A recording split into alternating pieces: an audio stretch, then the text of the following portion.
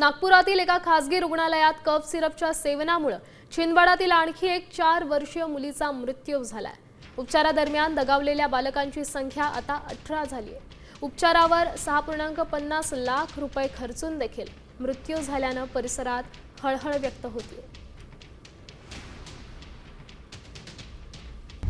आता isakal.com आहे देशातील नंबर 1 ची मराठी न्यूज वेबसाईट। प्रत्येक अपडेटसाठी isakal.com ला नक्की भेट द्या।